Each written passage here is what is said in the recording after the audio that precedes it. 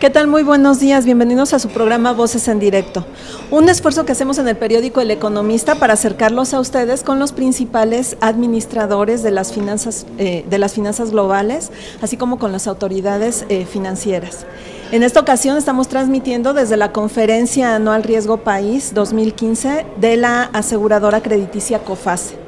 Y en esta ocasión vamos a tener los análisis, las observaciones de los principales analistas de la aseguradora de riesgo. Vamos a comenzar con el Chief Risk Underwriting Officer, Pablo Ciade, con quien vamos a hacer un acercamiento, un close-up hacia el desempeño de los sectores de la economía mexicana. Más tarde tendremos otra conversación también muy interesante con la economista para América Latina de la misma firma, que es Patricia Krause. Si me acompañan, después de este corte vamos a comenzar con la entrevista.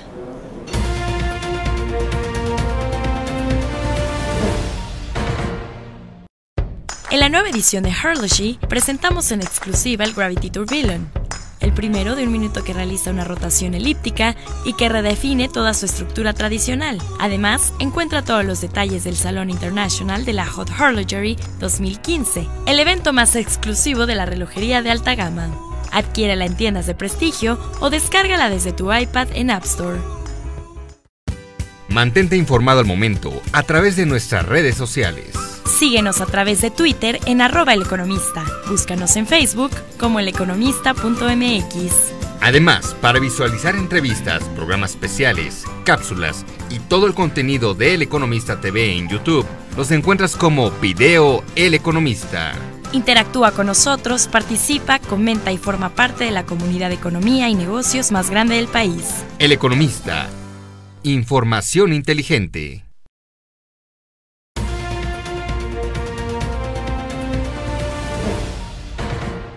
Bueno, como les dije, vamos a conocer el análisis de la aseguradora de crédito COFACE y en esta ocasión tenemos la oportunidad de conversar con el Chief Risk Underwriting Officer de la firma, que es Pablo Ciade. Pablo, muchísimas gracias por estar con nosotros en Voces en Directo. Muchas gracias, Yolanda. Pablo, como comentaba al principio, nuestro interés es conocer el panorama que tienen ustedes en la aseguradora acerca del desempeño de la economía, acerca de lo que son las empresas por sectores. ¿Nos puedes platicar cómo lo están viendo?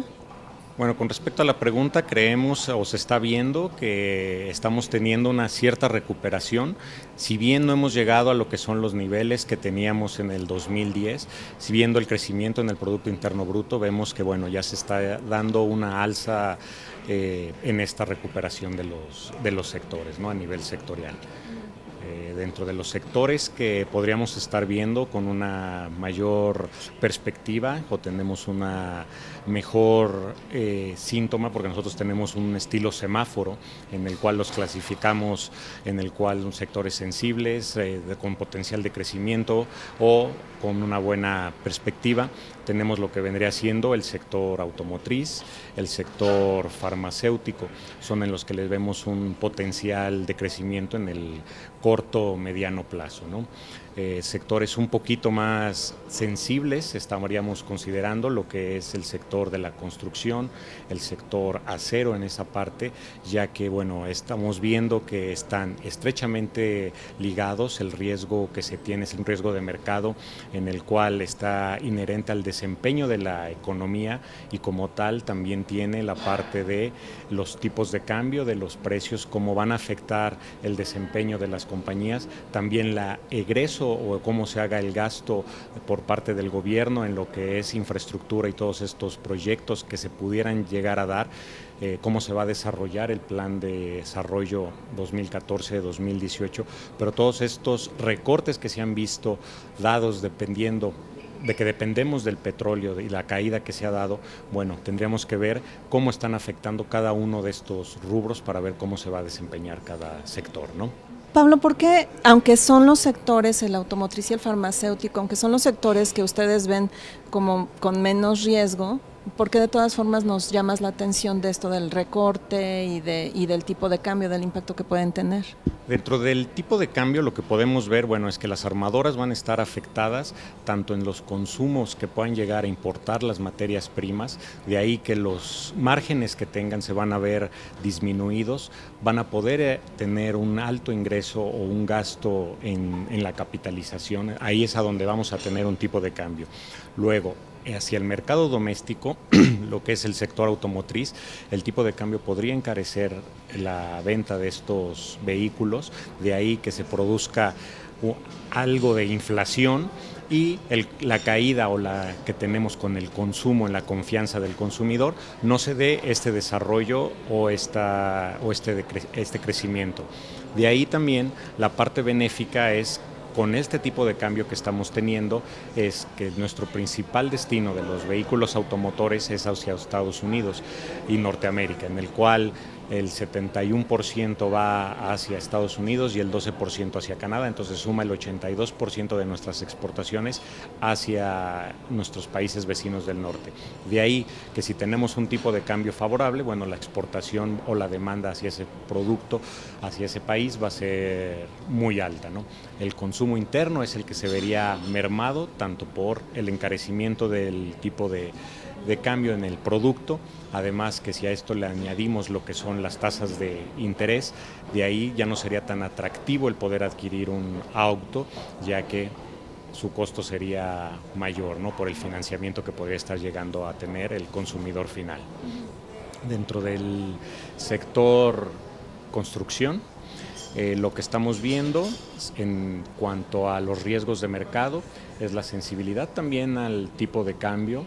Si bien la mayor parte de las constructoras son de mercado doméstico, lo que se tiene ahí, bueno, es que podrían estar adquiriendo pasivos, endeudándose con otro tipo de moneda, lo cual encarecería. También los márgenes operativos se verían mermados y eso estaría, bueno, poniendo en riesgo el plan de construcción. Y otra vez nuevamente tenemos que ver cómo va a ser el plan de desarrollo en los recortes presupuestales hacia el departamento de infraestructura, construcción, de edificación o transporte para ver cómo va a ser ese desempeño.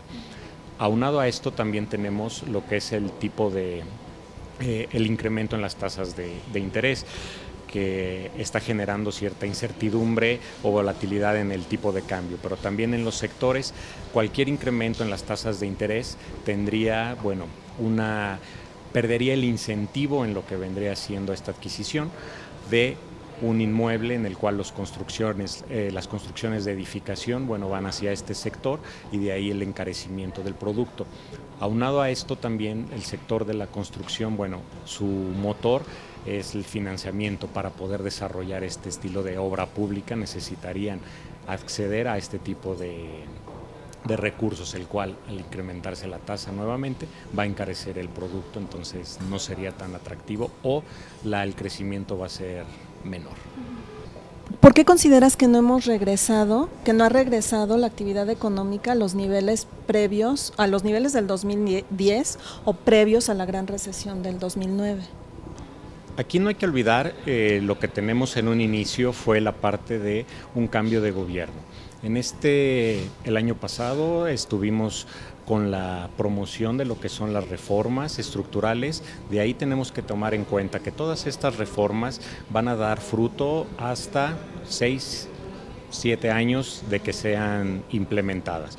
Entonces vamos por el buen camino, ya se han dado estas reformas, pero no son de manera inmediata. Entonces, por ese lado, el gobierno también se vio restringido en cuanto fue el gasto público para la derrama económica, para la generación de empleo o la inversión, de ahí que haya venido a menos lo que es el consumo, la oferta y la demanda, entonces la confianza del consumidor ha venido cayendo.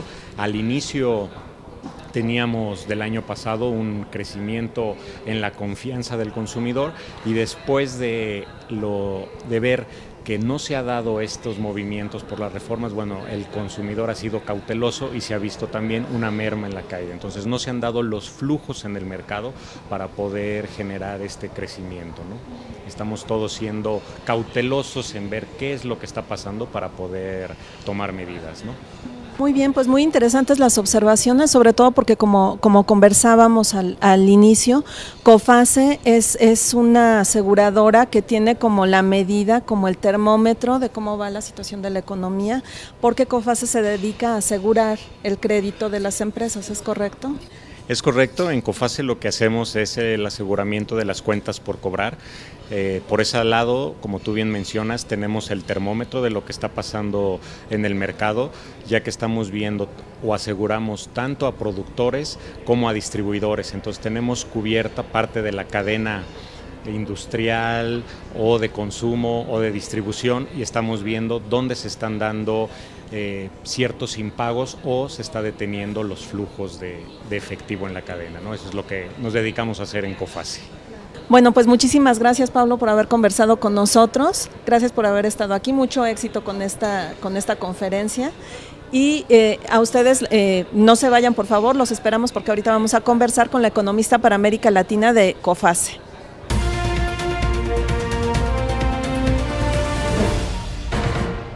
El Economista.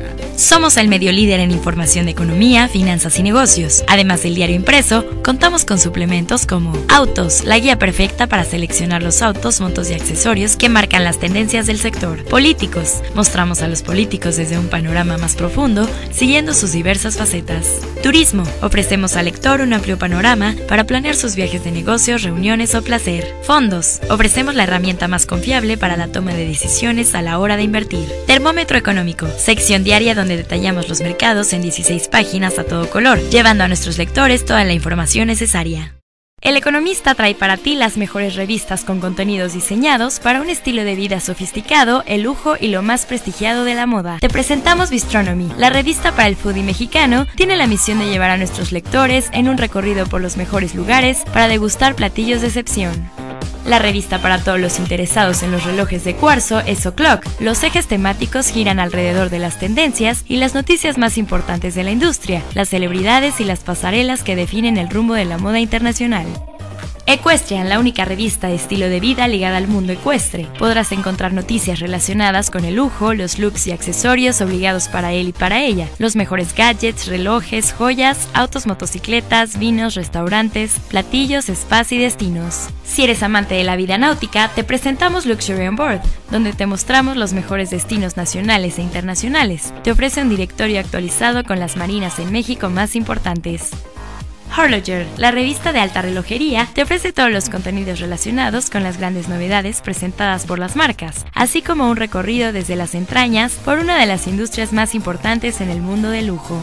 Aquí encontrarás los mejores contenidos sobre las grandes ferias de relojería, como Baseball en Basilea, Suiza, el Salón Internacional de Auto Luxury en Ginebra, Suiza, y el Salón Internacional de Alta Relojería en México.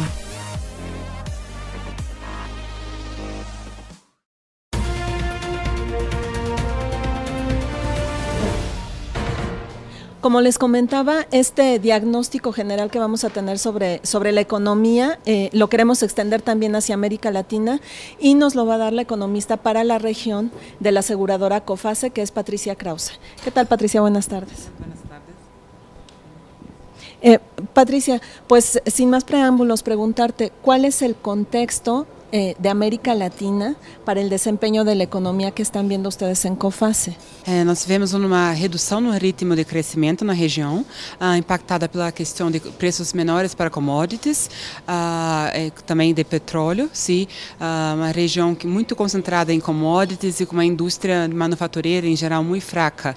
Claro, com exceção de México, que é mais produtiva em relação à manufatura, mas impactada por isso, tem um crescimento menor. Mas vemos que dentro de toda a região tem uma parte que vai melhor que o restante, como nos países do Pacífico, como México, Colômbia, Chile e Peru, há observado, tirando México, mas há observado uma queda em crescimento, mas vão crescer mais que os países do Mercosul, como Brasil, que é uma situação mais sensível, e Venezuela e Argentina, por exemplo.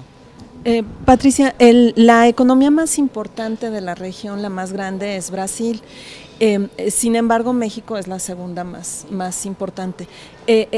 A nivel general, ¿cómo ves la aportación mexicana al desempeño del PIB regional? Bom, de modo geral, vimos que México ha ganhado participação em alguns setores, como a mostrado no setor automobilístico.